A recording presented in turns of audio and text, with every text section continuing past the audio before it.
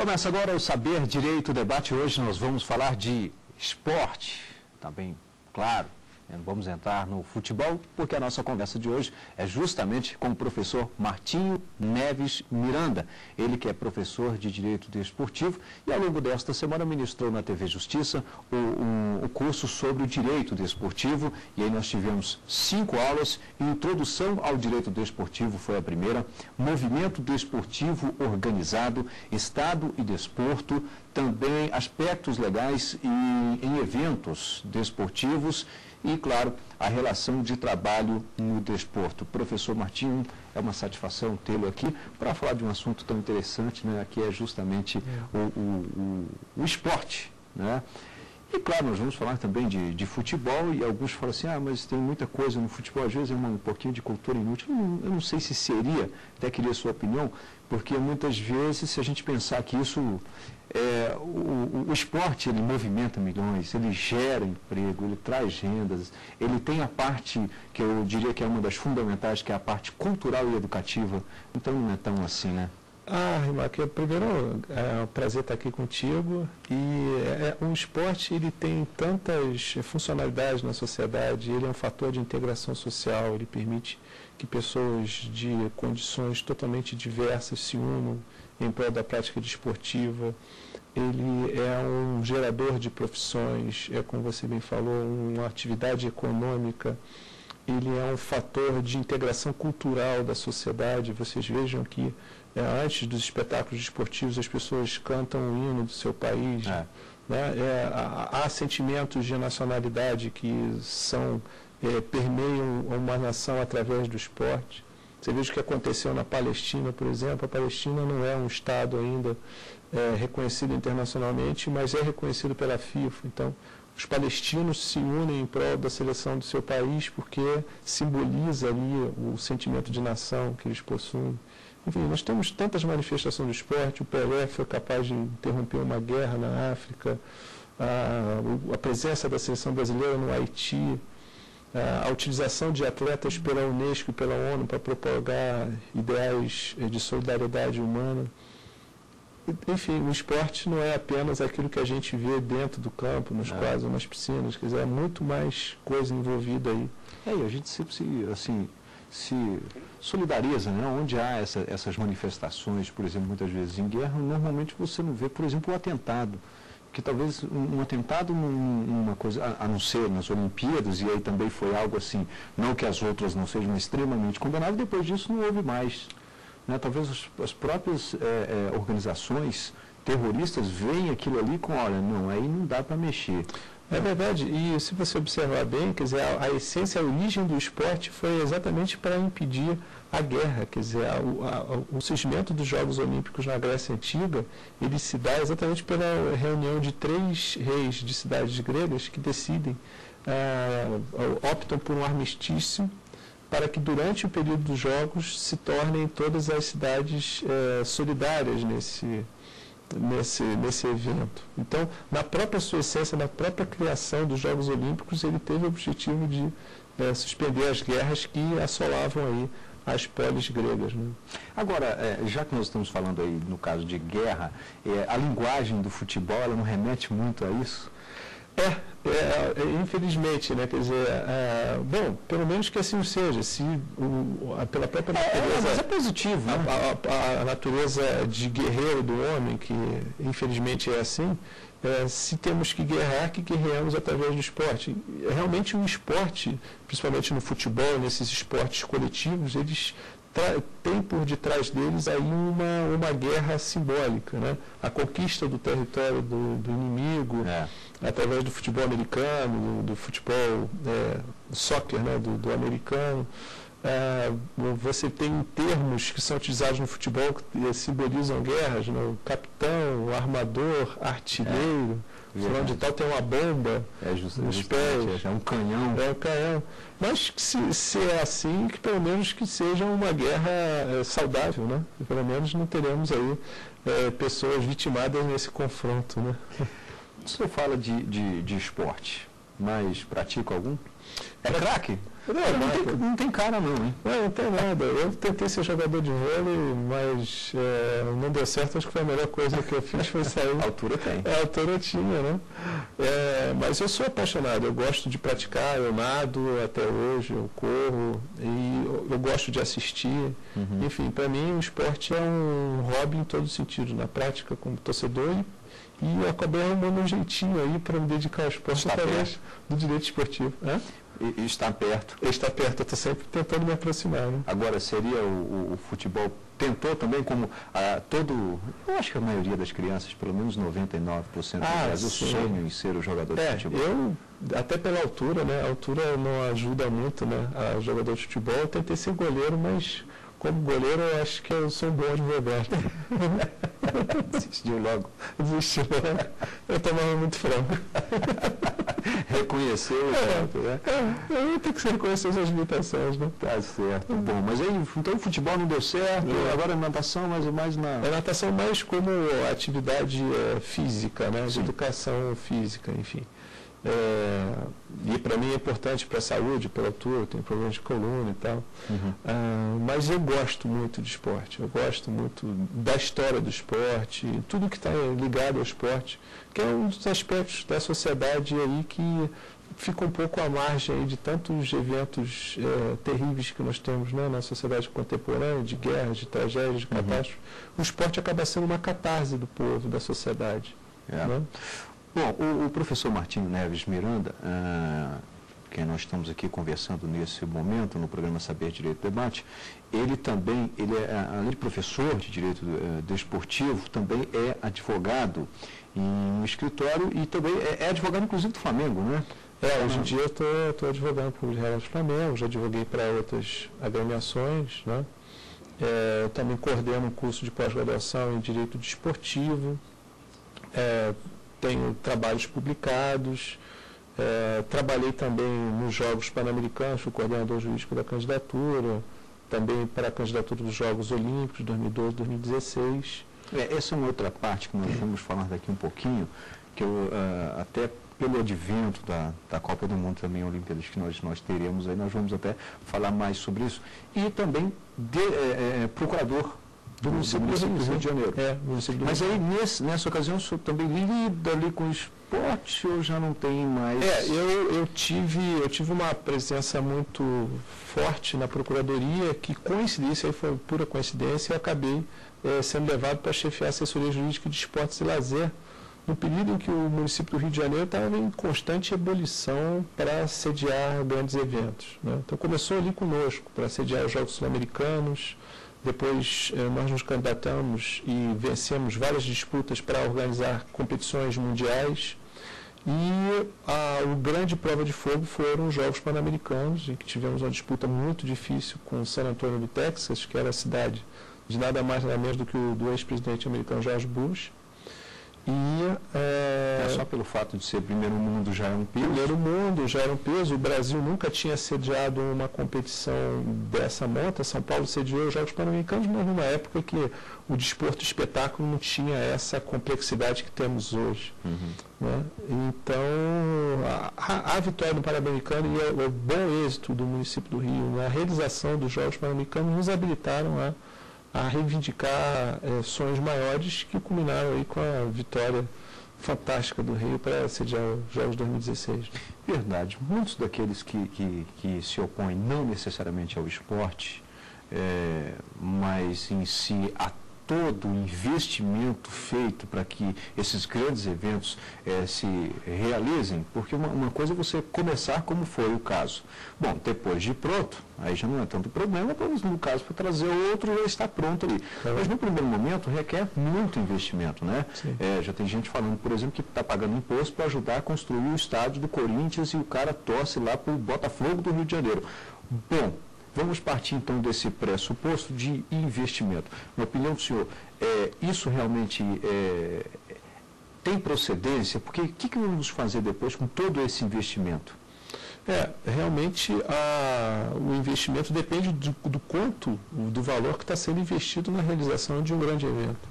Eu acho, Remarque, que o investimento ele não pode ser só apenas em instalações esportivas.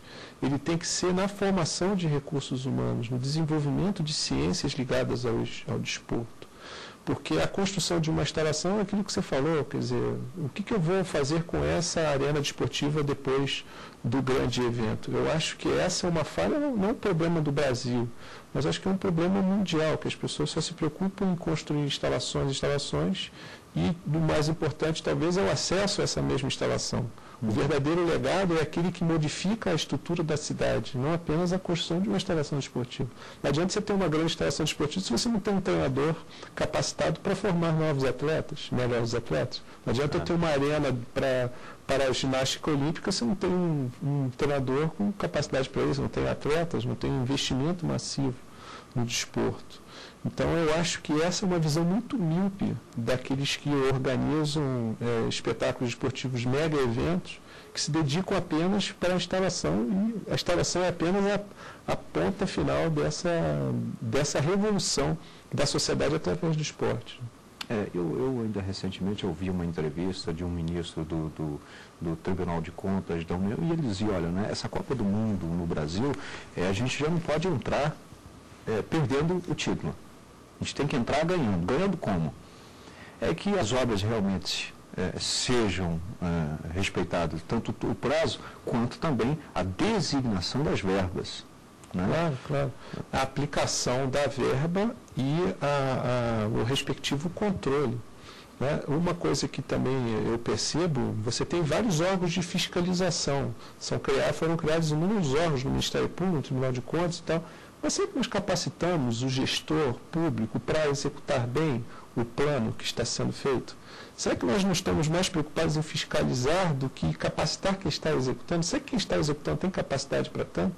Porque essa é uma questão que a gente tem no Brasil, a gente se preocupa muito em remediar, né? Mas não em prevenir. Quer dizer, a melhor forma de prevenção é você qualificar quem vai executar o trabalho. Será que as pessoas que estão executando têm qualificação para tanto? Essa é a pergunta que eu faço. Nessa mesma entrevista, eu me recordo bem, até também um outro ponto curioso da fala do ministro, e desculpe que eu não me recordo agora o nome exato, mas ele disse, olha, muitos não gostariam que a Copa fosse no Brasil nesse período, porque nós estamos pagando altos impostos, talvez não estivéssemos ainda preparados para isso, porque nós temos que construir os estádios praticamente simultâneos, né? As construções seriam praticamente simultâneas, e ele veio justamente com um discurso diferente bem disso. Ele, olha, que bom se a Copa fosse a cada 4 anos, porque nós teríamos talvez um pensamento cultural melhorado. Nós teríamos, claro, não dá para pensar numa Copa do Mundo e pensar apenas na construção do estádio, nós vamos ter que mexer em transporte, nós vamos ter que mexer em rodovias, nós vamos ter que mexer em aeroportos. Né? Não, e a verdade também é a seguinte, Marcos, será que antes da Copa do Mundo a gente não precisava ter estádios em boa qualidade? Será que o torcedor tinha que ser maltratado então até a Copa de 2014? Será que o torcedor não podia ter um acesso digno de transporte a uma arena desportiva? Então, o problema não é a Copa do Mundo, o problema não são os gastos que são feitos, o problema é também a letargia do poder público em fazer aquilo que ele teve sempre que fazer. Quer dizer, está lá na Constituição de 217. Ele tem o dever de fomentar as práticas desportivas. Ele tem o dever também de dar condições de segurança, de acesso, de higiene, de salubridade para quem vai no estádio. Então, essa obrigação existia antes da Copa do Mundo. Então, a Copa do Mundo não está criando uma obrigação a mais para o poder público, e, na verdade, ele está se mexendo, está sendo obrigado por exigências de federações internacionais a fazer o que ele sempre deveria ter feito. O que o senhor tirou de experiência com relação, já que o senhor teve bem próximo no desenvolvimento do PAN, na realização do PAN?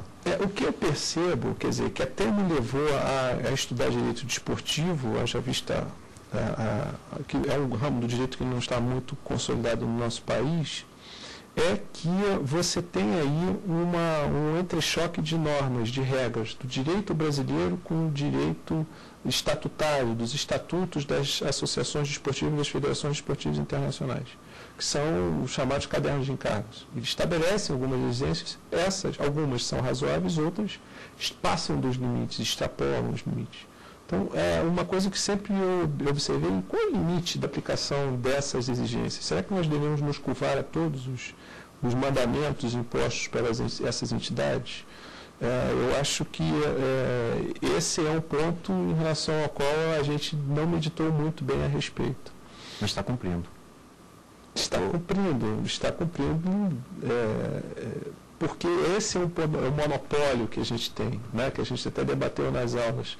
As organizações esportivas internacionais, elas detêm um poder muito, muito grande. Eu diria que no esporte, esse dogma da soberania do Estado, ele é relativizado ao extremo. Basta você ver, por exemplo, que a China era um país extremamente fechado e vários preceitos lá do país comunista tiveram que ser quebrantados aí, amortizados para que pudessem ser realizados os jogos. Então, o que a gente percebe aí é que os poderes públicos ficam de joelhos perante o Comitê Olímpico Internacional, perante a FIFA, e isso é uma questão política muito importante. Né? Eles dispõem de um poder que alguns países no mundo não detêm. Bom, nós vamos fazer aqui um rápido intervalo, em seguida estaremos de volta com o programa Saber Direito Debate. Hoje nós estamos conversando com o professor Martinho Neves Miranda, ele que é professor de Direito Desportivo. Lembro que você pode participar do programa Saber Direito por meio do endereço eletrônico, mandando sua mensagem para saberdireito@stf.jus.br e também pode assistir ao Saber Direito Debate no canal da TV Justiça no YouTube. O endereço é www.youtube.com/Saber Direito Debate. Até já. Estamos de volta com o Saber Direito e Debate. Hoje nós estamos conversando com o professor Martinho Neves Miranda, ele que ao longo da semana ministrou o curso sobre Direito Desportivo na TV Justiça. Eu queria até voltar aqui a um dos temas da aula, professor Martinho, que é justamente os aspectos legais no evento desportivo, e aí tem uma grande relação com aquilo que nós já falávamos no finalzinho do bloco anterior, que é talvez essa... Eu não sei se o termo exato seria esse, mas uma certa submissão do Estado perante as confederações e os comitês organizadores, no caso, o Comitê Olímpico Internacional. Mas o senhor então defende que, não é que defenda, né, mas o senhor acredita então que há esse choque legal, esse choque Há um choque de ordenamentos, há um choque de poder. O direito desportivo, eu costumo dizer que ele é um direito literalmente em competição, em que estados e federações desportivas estão sempre brigando por uma hegemonia na regulamentação do desporto. Isso tem raízes históricas, quer dizer, o Estado deixou essa coisa correr frouxa no final do século XIX, início do século XX, por vários fatores, pelo liberalismo, pela consagração do direito de associação nas constituições e pela inexpressividade do desporto. Ocorre que o desporto, a partir da segunda metade do século XX, se tornou uma verdadeira indústria de entretenimento. O PIB do desporto é maior do que o PIB nacional no Brasil. Né? Tem 1,7% do PIB do país, movimenta 12 bilhões de dólares. Os clubes hoje são empresas? Os clubes são empresas, mas só que eles têm uma roupagem de associações sem fins lucrativos. Isso é incompatível no Brasil.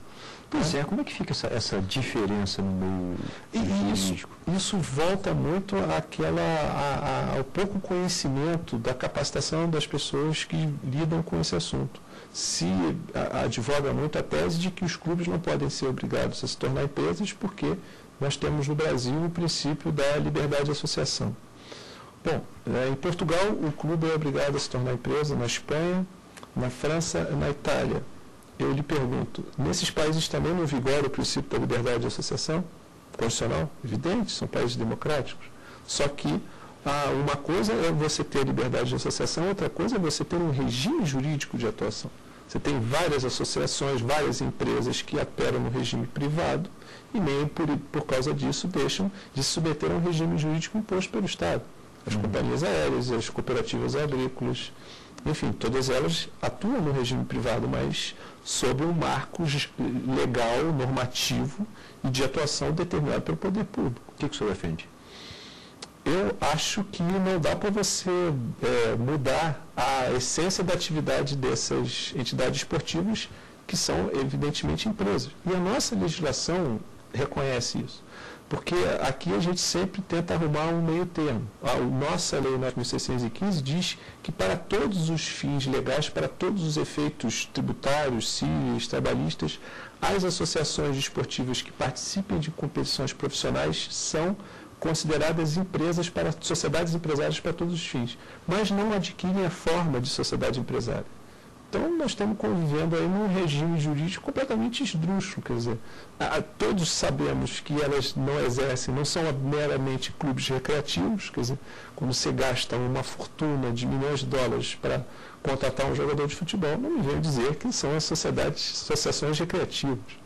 E aí causa uma certa estranheza muitas vezes na contratação ou na venda, milhões estão envolvidos e de repente um clube que sonega impostos básicos.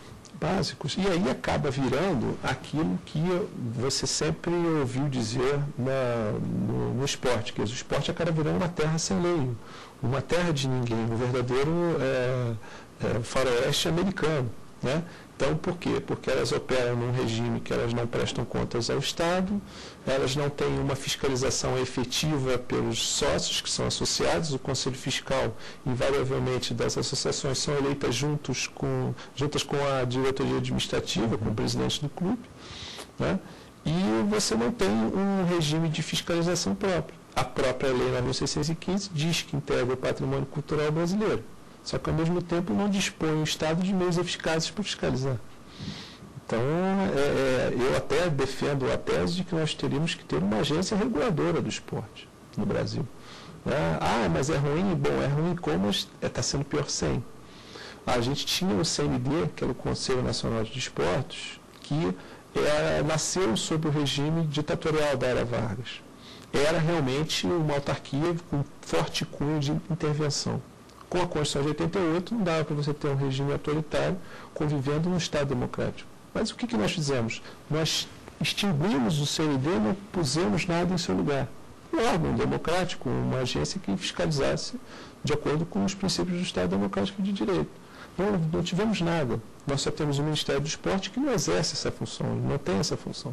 A função do Ministério do Esporte é mais de fomento à atividade esportiva. E, por outro lado, para aqueles que de repente pensam, e aí não já tirando os tribunais esportivos, não tem também não é papel dele. Não, os tribunais esportivos têm até um reconhecimento constitucional e a delimitação de competências. Eles estão ali para apreciar questões relativas à disciplina e às competições esportivas, ou seja, eles julgam matéria tecnicamente desportiva. Isso aqui que nós estamos falando não é intervenção do Estado no esporte. São fatores que têm o esporte como fundamento, mas produzem efeitos jurídicos na sociedade, como qualquer outro fato social. Né? Então, por que o esporte tem que ficar à margem disso? Por que o esporte não deve merecer a regulação do direito? Se ele é tão importante, se ele tem tanta penetração na sociedade. Né? Nós temos, aproveitando essa fala sobre o Tribunal Desportivo, como é que é a formação hoje? Bom, você tem uma formação estabelecida pela Lei 9.615, a Lei Geral sobre o Esporte no Brasil, também chamada de Lei Pelé. Ela define quais são as formas de ingresso, ela determina as participações por entidades. Então, a Federação Desportiva indica 2 membros, a OAB indica seus 2 membros para compor o tribunal, o Sindicato dos Árbitros, os representantes dos árbitros indicam seus representantes. Então, são órgãos de formação paritária com entidades que atuam no desporto. Vale ressaltar que não está no âmbito do Poder Judiciário, não está, mas tem toda a sua legislação específica voltada para o desporto. E, embora nós temos aqui os exemplos citados pelo professor, não necessariamente a pessoa precisa ter, para atuar num desses tribunais, precisa ter a formação em direito, né? Você, quer dizer, há uma discussão muito grande, porque se entende também que o Estatuto da OAB prevaleceria, né? A lei nacional, né, sobre advogados, que exige que você tenha o credenciamento normal pela OAB, possa atuar no tribunal, que é com relação à corrente a qual eu me filio. Por quê? Porque, enfim, você está aplicando ali o direito. Quer dizer, o direito esportivo é um ramo do direito. É um ramo do direito. Você precisa de uma defesa técnica, de um profissional capacitado para tanto. Né? E isso não é para defesa, não é reserva de mercado, é para atender o cliente. Mas isso está pacificado ou não? Há essa discussão e as composições hoje. Mas o entendimento maior é no sentido de que tem que ser profissional do Mas a composição hoje não necessariamente precisa ter essa formação acadêmica jurídica.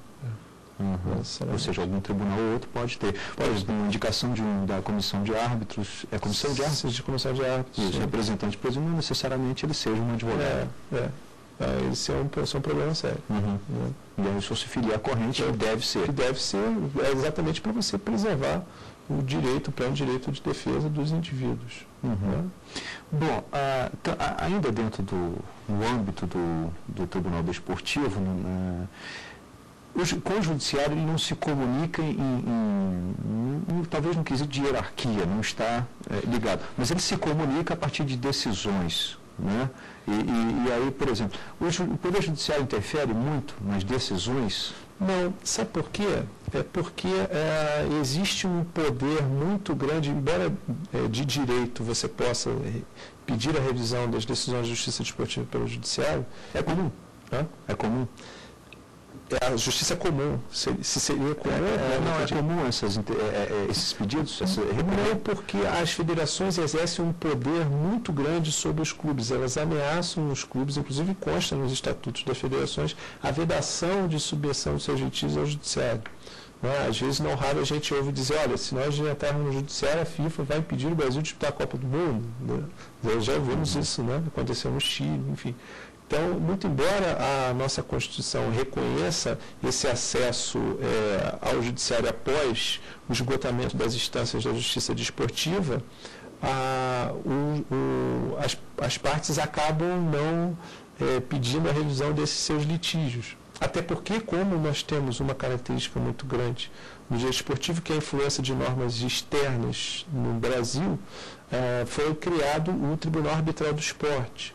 Então, das decisões do judiciário desportivo, os recursos são apresentados perante as organizações desportivas, em especial, em última instância, o Tribunal Arbitral do Esporte. Então, o desporto ele acaba seguindo, como sempre, só acontece um mundo à parte, né? O importante é que nós também façamos com que esse mundo à parte respeite direitos fundamentais das pessoas. E até eu também já conversei com outros especialistas na área e eles sempre dizem que normalmente, e aí o judiciário sempre ouve atentamente as decisões da justiça desportiva quando é recorrido. Né? Quando aquela pessoa, talvez será um clube ou até mesmo um atleta, não se sentiu bem com aquela decisão do Tribunal Desportivo e recorre à Justiça Comum, normalmente a Justiça Comum dá uma atenção imensa àquela decisão que foi dada. Sim, ela tem uma natureza sui generis, mas até uma decisão muito interessante no Tribunal de Justiça do Rio de Janeiro, quando apreciou essa questão, que eu sempre adoto nas minhas aulas, palestras, as decisões da justiça desportiva elas gozam de uma presunção de legitimidade, a imagem e semelhança do contencioso administrativo, das decisões proferidas pelo administrador público. Por quê? Porque ela é reconhecida por lei, ela tem todo o seu sistema regrado na Lei 9.615, então se parte do princípio de que a decisão ela está correta, então cabe à parte provar ao contrário. Bom, ainda falando sobre decisões, eu sei que o senhor escreveu sobre o caso do Cielo, do nosso César Cielo.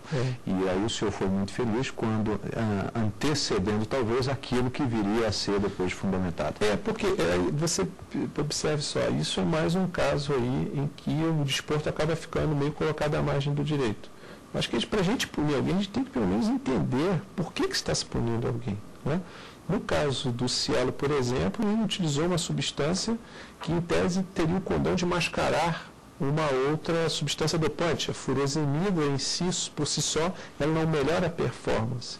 Só que, me levando no que saiu no resultado lá da comissão do painel de controle de dopagem da Confederação de Esportes Aquáticos do Brasil, a quantidade de furosemida que foi encontrada, ela não era capaz de mascarar coisa alguma. Ou seja, se ele tivesse efetivamente se dopado para melhorar sua performance, isso teria saído no resultado do exame antidopagem, o que não aconteceu. Então, por que vamos punir? Se ele não se utilizou de um expediente ilícito para obter melhora, e se é esse o objetivo da luta contra o doping, por que eu vou punir alguém, então, por esse fundamento? E aí a gente cai numa responsabilização objetiva. Ora, em qualquer direito disciplinar, seja direito penal ou não, a responsabilização tem que ser subjetiva. Você tem que apurar a culpa, no caso concreto, do agente, seja lato sensu, seja dolo ou culpa stricto sensu. Né? Então, por que eu vou punir alguém se ele não obteve um resultado ilegítimo? Se ele ganhou porque ele foi o melhor, se ele ganhou não porque trapaceou. Né? Não dá para comparar o César Cielo, por exemplo, com o Ben Johnson. Né? O Ben Johnson utilizou uma substância que melhorou muito o seu rendimento. Né? No momento, o antidoping fez a coisa certa, coletou, viu que ali teria uma substância que normalmente é utilizada para mascarar outras substâncias, então o papel da comissão foi o correto. O papel foi correto, esse está correto, até porque eu acho que essa grande luta justamente de duas coisas. Uma o atleta, o esporte e a droga. E a outra é justamente o atleta, o esporte, o rendimento causado por uma droga. Exatamente. Né? Ou seja, a natureza até cultural da coisa da droga na rua. Nós tivemos aí, recentemente, o caso do Jobson, por exemplo, que está também passando por uma séria dificuldade. E você observe que há pessoas, que eu acho incrível isso, há pessoas que dizem, não, mas aqui no Brasil, poxa, você tem justiça desportiva, você tem contraditório. Não, você tem que ter um tribunal de penas, que ele aplica, aconteceu isso, e aplica a pena automaticamente. Mas vem cá, nós estamos submetidos à Constituição, até onde eu saiba. Mas a Constituição prevê o princípio da ampla defesa, do contraditório, em qualquer procedimento, seja ele judicial ou administrativo. Nós vamos fazer aqui um rápido intervalo, em seguida estaremos de volta com o programa Saber Direito Debate. Hoje nós estamos conversando com o professor Martinho Neves Miranda, ele que é professor de Direito Desportivo. Lembro que você pode participar do programa Saber Direito por meio do endereço eletrônico, mandando sua mensagem para saberdireito@stf.jus.br e também pode assistir ao Saber Direito Debate no canal da TV Justiça no YouTube. O endereço é www.youtube.com/Saber Direito Debate. Até já. Estamos de volta com o Saber Direito Debate. Lembro que você pode participar do programa enviando a sua sugestão para saberdireito@stf.jus.br e o Saber Direito Debate está disponível no canal da TV Justiça no YouTube. O endereço é www.youtube.com/Saber Direito Debate. Hoje nós estamos conversando aqui com o professor de Direito Desportivo, Martinho Neves Miranda. Sou enveredor, já me disse aqui, enveredor na natação, o vôlei, o futebol não deu certo. Nada deu certo. Bom, mas pelo menos o direito desportivo né, está bem afinado. Mas dentro disso tudo aí, é porque às vezes quando a gente começa a falar de esporte no Brasil em geral, normalmente a gente não tem jeito, acaba canalizando um pouquinho para o futebol, porque o futebol realmente ainda é o que mais movimenta os corações dos brasileiros e nós temos aí prestes a uma Copa do Mundo, o assunto é esse mesmo do momento, é futebol, depois vai chegar aí o judô, outras coisas virão por aí. Só daqueles que vai a uma livraria e compra ali um livro sobre futebol? Rapaz, eu só tenho isso. Minha mulher, inclusive, recentemente, ela foi lá na feira Bienal do Livro. Ela falou, Martinho, eu já sei que eu vou comprar para você. Qualquer livro de esporte.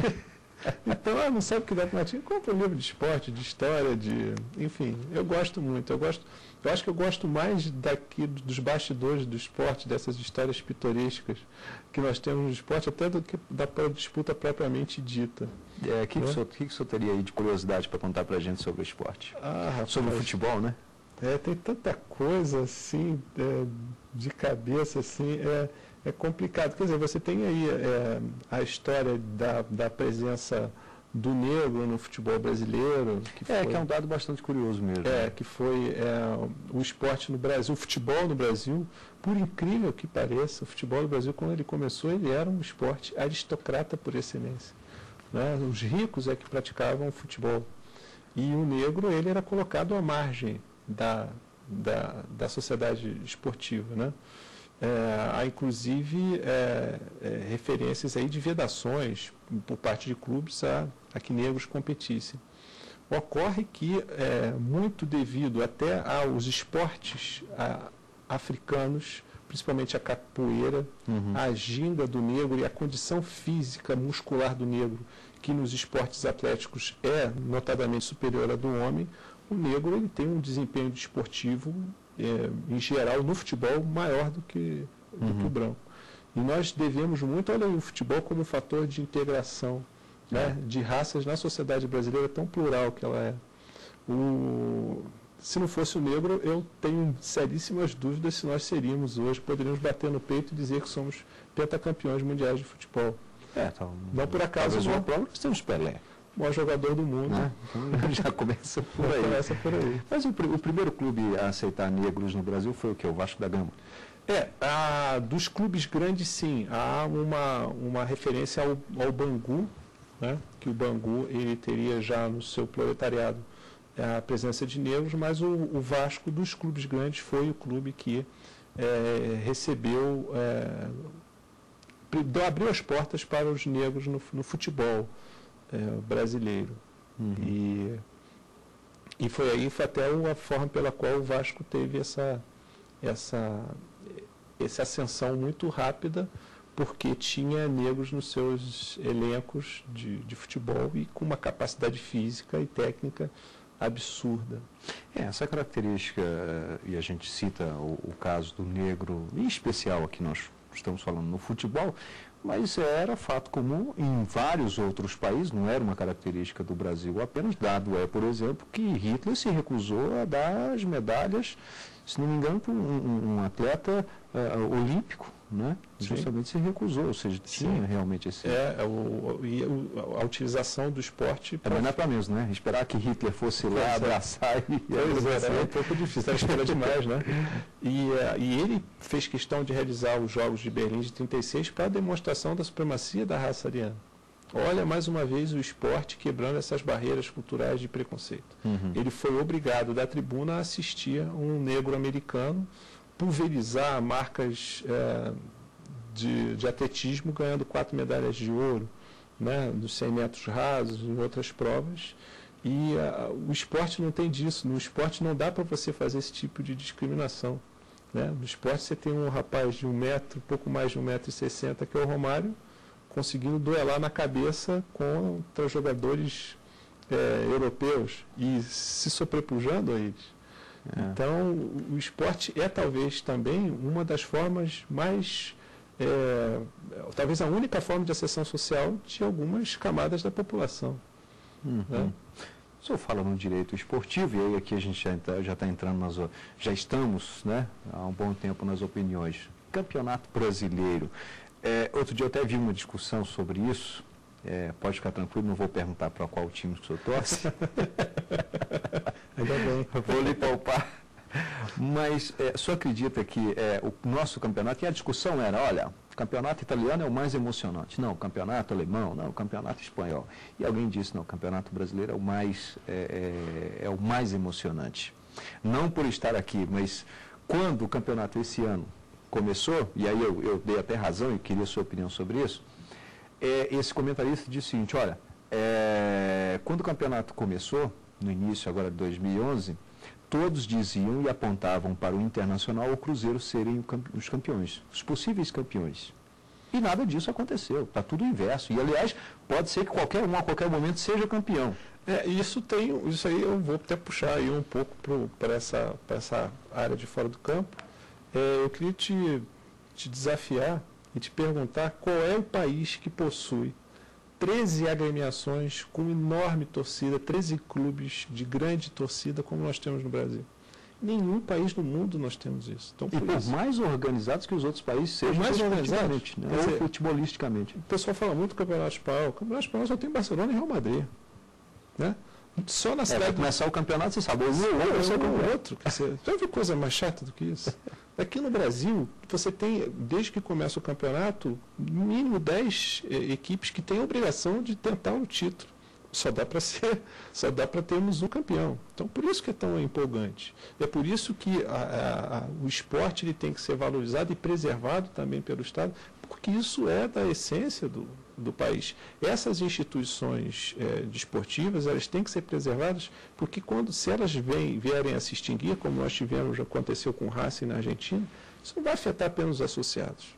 Você imagina um clube da grandeza do Flamengo, do Corinthians, se essas agremiações vierem a terminar, isso não vai afetar apenas os associados, afeta uma gama infinita de pessoas espalhadas por todo o Brasil.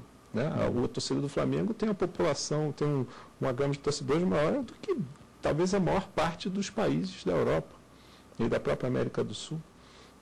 Então, isso é uma marca do nosso futebol, do nosso esporte. Agora, professor, nem tudo são lindas bolas e jogadas de craque, em especial no futebol, mas nós poderemos aqui tratar do Estatuto do Torcedor. De fato, ele nos trouxe aí boas perspectivas e elas estão realmente sendo aplicadas de maneira a tornar essa perspectiva realmente boa. Porque, por exemplo, a violência nos estádios continua. Eu, por exemplo, tenho lá inúmeros receios de levar minha filha para assistir um jogo. E ela, apaixonada com o Cruzeiro, né? Nosso grande time lá de Minas Gerais, e muitas vezes a gente não pode ir. Olha, uma coisa é a norma propriamente dita, outra coisa é a aplicação da norma. O Estatuto do Torcedor, como diploma normativo, é um gol de placa do direito brasileiro. Eu diria que é um golaço de placa do direito brasileiro. Nós temos aí a equiparação dos torcedores autênticos consumidores, temos a aplicação subsidiária do Código do Consumidor. Se abrem aí perspectivas de reparação de danos aos torcedores. O Estatuto do Torcedor criou uma hipótese rara que nós temos no direito brasileiro de responsabilidade objetiva dos dirigentes por danos causados aos torcedores, responsabilidade solidária dos dirigentes por esses mesmos danos causados aos torcedores. Pois é, mas por que continua acontecendo violência nos estádios? Acontece, eu acho, basicamente, nós voltamos àquilo que nós tivemos no início da nossa conversa, nós não temos uma fiscalização efetiva do poder público. As competências dos poderes públicos estão espalhadas nos mais variados órgãos. Você não tem um órgão centralizador que pudesse fiscalizar o cumprimento do Estatuto do Torcedor. Eu volto aí à minha tese da criação da Agência Reguladora do Esporte. Você tem aí a Polícia Militar, o Ministério Público, que não sabe bem por onde começar, por onde entrar, porque você não tem um rito, um procedimento. Então, nós ficamos sempre correndo atrás do fato. Nós esperamos acontecer a violência, muito embora temos que reconhecer que melhorou muito dentro do estádio. Quer dizer, a violência está se materializando fora da arena desportiva. A esses confrontos marcados pelas redes sociais, de disputas, de brigas entre gangues, não vamos chamar de torcida, de gangues organizadas, que estão ocorrendo fora da arena desportiva. Há sim um avanço. Mas me parece que nós não temos uma ação coordenada, você não tem um órgão que centralize e expressa normas gerais e uniformes para todos os estádios, todas as arenas desportivas. Eu acho que nós pecamos por uma falta de organização administrativa para fazer valer o Estatuto do Torcedor. A última vez que eu estive a um estádio, e aí justamente com a minha filha, ela tem 15 anos, e nós fomos assistir Cruzeiro e Goiás, em Goiânia, e o estádio, muita gente família, já que Cruzeiro está fora e tudo, mas você via, e eu percebi isso, um grupo mais ou menos, aproximadamente aí, 10 pessoas, na arquibancada de lá, incitando os torcedores do lado de cá, e aí você pega mais 2 do lado de cá que também já estão, talvez ali já nervosos, ou tem uma grande tendência à violência, que vão lá perto do alambrado e tal. Não seria o caso de a polícia detectou que está tendo essa, e aí eu denomino isso como incitação à violência, e aí já é crime, chegar ali, então vamos recolher todo mundo aqui, e não tem esse negócio de ir lá no dia do jogo, ir na delegacia assinar um termo de comparecimento, não. É ficar preso mesmo. Não, e agora, quer dizer, isso é importante até avisar a sociedade, que nós tivemos uma mudança recente feita agora em 2010, com penas, com crimes, tipos penais previstos, inclusive para torcedores. Eles ficam, inclusive, banidos até 3 anos de adentrar nos estádios. Responsabilidade objetiva da torcida organizada por força de atos praticados por seus integrantes. Norma nós temos, quer dizer, norma penal, ilícito penal está tipificado no Estatuto do Torcedor. O que basta é nós termos a cultura de observar, e aí voltamos mais uma vez àquilo que nós dissemos no início, que o fato que acontece no desporto é um fato social como outro qualquer. Quer dizer, o fato de você estar num estádio desportivo não te dá uma inimputabilidade, uma irresponsabilidade que você possa fazer tudo o que você bem queira. Assim, tanto fora quanto dentro de campo. Então, o fato de um atacante dar uma cotovelada no seu adversário, um jogador dar uma cotovelada no seu adversário, ele não está ali sob o manto de uma inimputabilidade, ele está praticando o ilícito penal. Né? Então, o dano que vier causado numa disputa de bola, sim, você tem aí a famosa teoria da aceitação do risco. Mas tudo aquilo que extrapole o que está previsto na regra desportiva, que adentre em outros ramos do direito, como o direito penal, é um crime, tanto aqui como em qualquer outro país do mundo. Não, o racismo, por exemplo. O racismo. Né? Bom, vamos falar de literatura jurídica. Nós temos aqui a obra do próprio professor Martinho Neves Miranda, que eu gostaria que o senhor comentasse. Essa aí veio aí no embalo do meu trabalho para coordenar a candidatura do PAN 2007, esse trabalho de candidaturas, que eu tive muita dificuldade de encontrar doutrina para responder as perguntas que eu me fazia. Né? Então, eu falei, olha... Então, foi durante, antes ou depois? Foi durante. Então, eu falei, já que ninguém responde, eu vou procurar responder. Não vou perder tempo. E acabei me enveredando por isso. O mestrado foi falando sobre isso, que deu embasamento para fazer o livro que está aí na segunda edição. Está aqui, o direito no desporto, da Iumen Juris, da editora Martinho Neves Miranda. A Iumen Juris é a editora. Qual outra indicação o senhor nos apresentaria? Eu gosto muito de um livro que foi lançado recentemente, eu sou um dos articulistas, que é o curso de Direito Desportivo Sistêmico, segunda edição. Ele tem aí um resumo de trabalhos muito importantes nas mais variadas áreas. É um livro grande, grande na sua composição física e também no seu conteúdo acadêmico. Sim. É um livro que eu recomendo. Tem todas as áreas do direito esportivo estão compreendidas nesse livro. Bem, eu tive a satisfação de hoje conversar aqui no Saber Direito Debate com o professor Martinho Neves Miranda, ele que ao longo da semana ministrou o curso Direito Desportivo na TV Justiça. Nós tivemos aí a introdução ao Direito Desportivo. O senhor fala um pouco do histórico, né? Do histórico. Da importância social do desporto, os aspectos multidisciplinares do desporto e a necessidade do direito de regular essa área como qualquer outra. Né? Depois do movimento desportivo organizado, aí já é aquilo que nós já falamos, que entra nessa coisa da empresa, da associação. Dos princípios desse direito esportivo privado. Eles criaram um verdadeiro regime jurídico próprio, com organizações próprias, uma formatação piramidal. Embora tenha sua participação no direito público. Embora estejam dentro aqueles 2 círculos concêntricos, né? Quer dizer, a autonomia está dentro do regime geral regulado pelo Estado. Tivemos também aí Estado e aí desporto. A participação do Estado no desporto, as formas de intervenção, a constitucionalização do desporto, que nós temos o aparecimento do desporto nas cartas constitucionais. Nos países socialistas, o desporto é tido como um instrumento para a valorização do regime, enquanto que nos estados democráticos o desporto é considerado um direito do cidadão oponível ao próprio Estado. Sendo que a nossa Constituição, eu diria que é a mais moderna do mundo, a mais avançada, e que reconhece o direito de cada um à prática desportiva, tendo como sujeito passivo dessa relação ao próprio Estado. Talvez aí nós teremos uma pequena, talvez apontamento. Por que a antiga União Soviética então produzia tantas medalhas de ouro, né? A Constituição da União Soviética, se não me engano, em 77, dizia que o desporto ele tinha que ser colocado em prol do regime para a valorização da cultura soviética. Pois é.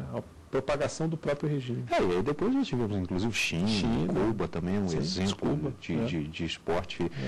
Bom, aspectos legais em eventos desportivos, nós também mencionamos aqui, mas isso está na aula, no curso do professor Martinho, e também as relações de trabalho no desporto. Esse nós praticamente não mencionamos tanto aqui, mas você tem a oportunidade de assistir no canal da TV Justiça no YouTube, justamente as aulas do professor Martinho no Saber Direito, nas aulas do Saber Direito sobre Direito Desportivo. Professor Martinho, muito obrigado pela presença. Obrigado a você, Rimarco. Um abraço para você e para os espectadores da TV Justiça. Bom, e o Saber Direito fica por aqui. Obrigado e até o próximo programa.